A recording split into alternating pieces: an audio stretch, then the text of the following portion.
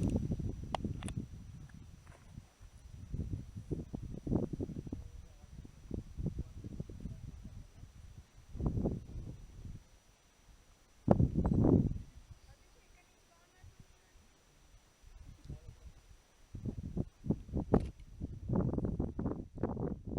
allons donc passer maintenant à la deuxième grande famille de roches.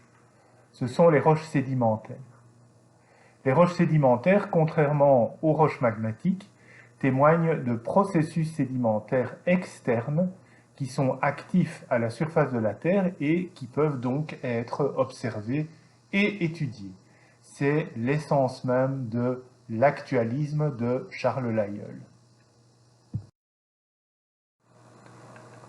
Au sein du cycle géologique, les processus sédimentaires comptent l'altération. Qu'est-ce que l'altération? C'est la désagrégation d'une roche préexistante, qu'elle soit d'ailleurs magmatique, sédimentaire ou métamorphique. L'érosion, c'est l'enlèvement des produits de l'altération par un agent d'érosion. Le transport, par l'eau, le vent, la glace. Le dépôt, dans un bassin sédimentaire.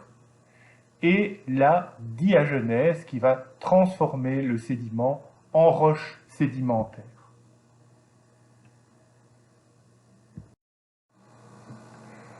Comment reconnaît-on une roche sédimentaire? En fait, elles sont souvent en couches ou strates qui représentent des surfaces de dépôt et elles se reconnaissent par la présence de fossiles et de structures sédimentaires ou figures sédimentaires. Que sont ces figures sédimentaires? C'est un arrangement spécifique des grains que je vais vous montrer, et aussi par la nature des minéraux qui les constituent. Les grains des roches sédimentaires sont en général usés par le transport. Voici donc quelques critères de reconnaissance des roches sédimentaires. L'aspect en couche, bien sûr, ça se voit sur le terrain. On a parlé aussi de la présence de fossiles. Ça peut être comme ici des fossiles végétaux dans un grès. On peut avoir aussi, comme ici, des fossiles animaux. Ce sont des échinodermes dans un calcaire. Ou comme ici, il s'agit d'un corail, toujours dans un calcaire. On a parlé également de structures sédimentaires, donc lors du dépôt, les grains sont arrangés d'une certaine façon qui dépend des conditions du milieu. Ici, vous voyez que cet arrangement est horizontal et dessine de petites strates ou laminations. Le dépôt peut également se faire de manière oblique, voire même entrecroisée. Et enfin, dernier critère, on a dit que lors du transport, les grains des roches sédimentaires sont usés, arrondis. Alors ça se voit bien évidemment avec des roches à grains très grossiers comme ce poudingue ici. Donc vous voyez des fragments qui sont complètement usés et qui forment en fait de petits galets.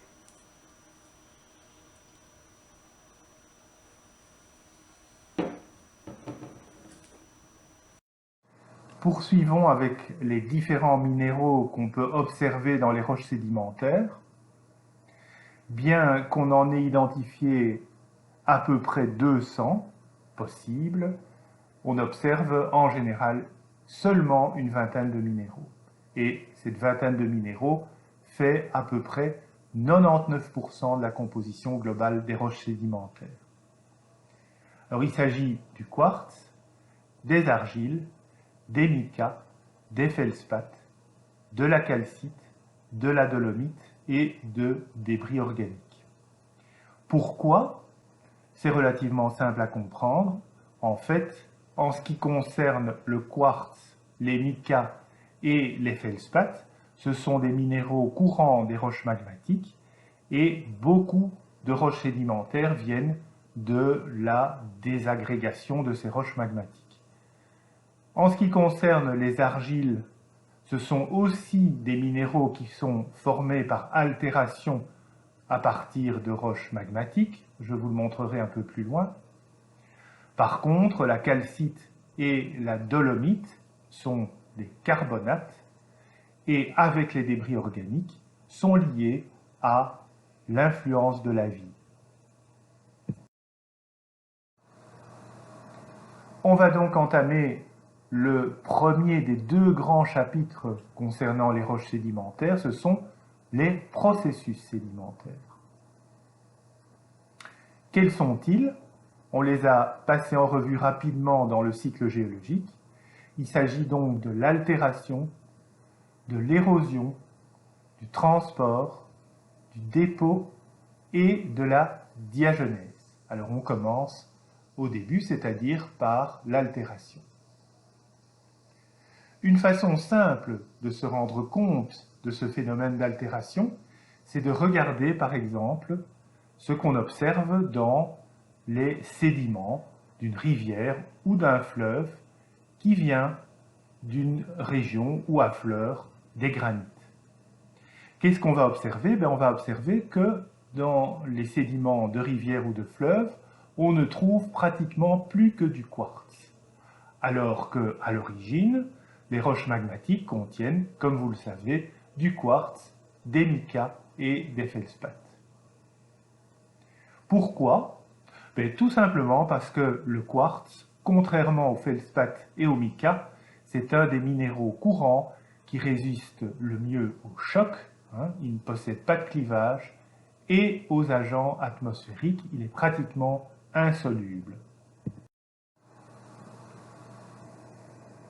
L'altération a pour effet de décomposer une roche primaire, par exemple un granit, en trois ensembles. Premièrement, des grains qui vont être mobilisés tels quels par l'érosion, par exemple nos grains de quartz. Deuxièmement, des ions solubles qui vont également être emportés, mais sous forme ionique. Et troisièmement, un dépôt résiduel, on parle parfois d'altérite restant sur place. Voilà une petite illustration de ces trois fractions. En haut à gauche, c'est l'Arc en Savoie, et on voit très bien au milieu de la rivière des galets. Donc ça, c'est ce qui est transporté sous forme de grains. L'eau transporte aussi, mais sous forme soluble, des ions qui viennent de l'altération des roches primaires. Et en bas, vous voyez de la bauxite qui correspond en fait à un dépôt résiduel, donc qui est resté sur place. Alors, trois processus d'altération qui s'exercent donc à la surface de la Terre, avec des températures et des pressions faibles. On a 1, l'altération physique, 2, l'altération biologique, et 3, l'altération chimique. C'est ce que je vous ai illustré par les trois photos. À gauche, c'est une roche qui a été cassée par le gel, c'est de l'altération physique. Au milieu, c'est une roche qui a été creusée par des coquillages, des patelles, c'est de l'altération biologique. Et à droite, ce sont des rainures de dissolution sur une roche calcaire, c'est donc de l'altération chimique. Commençons par l'altération physique, le processus probablement le plus simple. Quels mécanismes font partie de l'altération physique? C'est 1, l'alternance de gel-dégel qui va casser les roches, on appelle ce processus cryoclastie. Ne pas oublier que pour que ce processus soit actif, il faut une certaine humidité, il faut que l'eau pénètre dans les fractures de la roche et en gelant, par augmentation de volume, la casse. Les variations répétées de température, surtout dans le cas de roches qui contiennent des minéraux de couleurs différentes. Par exemple, revenons toujours à notre exemple du granit. Dans le granit, vous avez du quartz qui est translucide et du mica, parfois noir. En fait, la dilatation thermique du quartz et du mica sont différentes et donc, à la longue, après des centaines, des milliers de cycles, des fractures vont apparaître entre les minéraux. Et enfin, troisième processus très important, c'est la décompression, c'est-à-dire le développement de joints parallèles à la surface. Alors, ce processus de décompression, il se produit quand on a un batholite, un massif de granit par exemple, formé à des profondeurs de plusieurs kilomètres, à des pressions considérables, qui, par érosion, au cours des millions d'années, va progressivement remonter à la surface. Et comme il remonte à la surface, la pression diminue d'autant et des joints vont s'ouvrir. Alors, quelques illustrations. Donc, vous avez ici deux exemples d'altération physique. En haut, à gauche, c'est une bombe volcanique, donc c'est du basalte, une roche dure qui subit la cryoclastie en dégageant des morceaux relativement grands. Et à droite, vous avez une roche beaucoup plus tendre, du schiste, que la cryoclastie va réduire pratiquement en bouillie. La décompression, donc ici vous êtes à Ploumanac en Bretagne, c'est la fameuse côte de granit rose.